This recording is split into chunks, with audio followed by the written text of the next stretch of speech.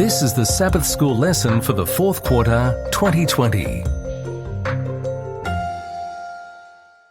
Lesson 13 for December 19 to 25.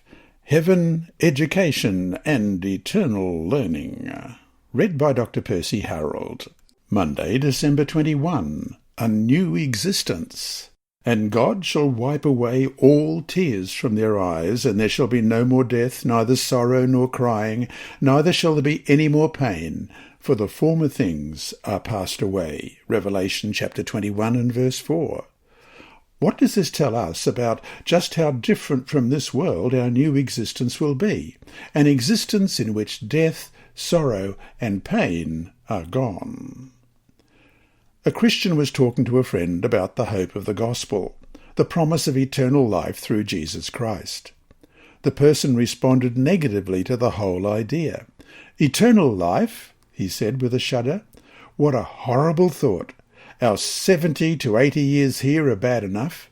Who'd want to stretch this out forever? That would be hell." This person would have a point, except that he didn't understand that the promise of eternal life isn't a mere continuation of this life here. Please, who would want that? Instead, as the text above says, the old things are passed away, and all things have become new.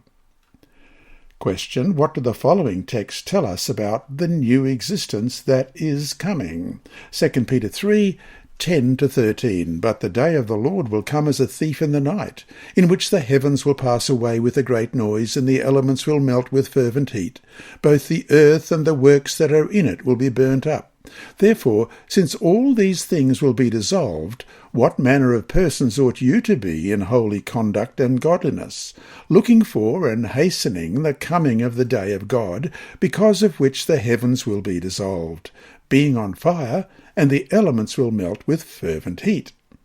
Nevertheless, we, according to his promise, look for new heavens and a new earth, in which righteousness dwells. And Revelation 21, verses 1 to 6. Now I saw a new heaven and a new earth, for the first heaven and the first earth had passed away. Also there was no more sea. Then I, John, saw the holy city, New Jerusalem, coming down out of heaven from God, prepared as a bride adorned for her husband. And I heard a loud voice from heaven saying, Behold, the tabernacle of God is with men, and he will dwell with them, and they shall be his people. God himself will be with them and be their God, and God will wipe away every tear from their eyes. There shall be no more death, nor sorrow, nor crying. There shall be no more pain, for the former things have passed away. Then he who sat on the throne said, Behold, I make all things new.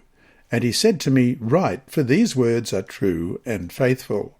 And he said to me, It is done. I am the Alpha and the Omega, the beginning and the end. I will give of the fountain of the water of life freely to him who thirsts. And so to finish today, the important question for us in all this is, what does it take to be part of this new existence? How do we get there? How can we be sure we are going to be part of it? What things in our life, if any, could stand in the way of our being part of what God has promised us through Jesus? Hi there. Thanks for watching this video on the Advent-band Ministries YouTube channel.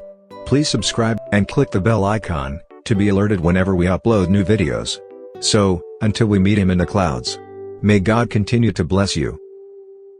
This lesson was read by Dr. Percy Harrold for Christian Services for the Blind and Hearing Impaired, Christian Record Services for the Blind, the Sabbath School Department, and Hope Channel. You can also listen on the official Sabbath School 4 app and the Apple iTunes app, Sabbath School with Percy Harrold. Remember, God is always faithful.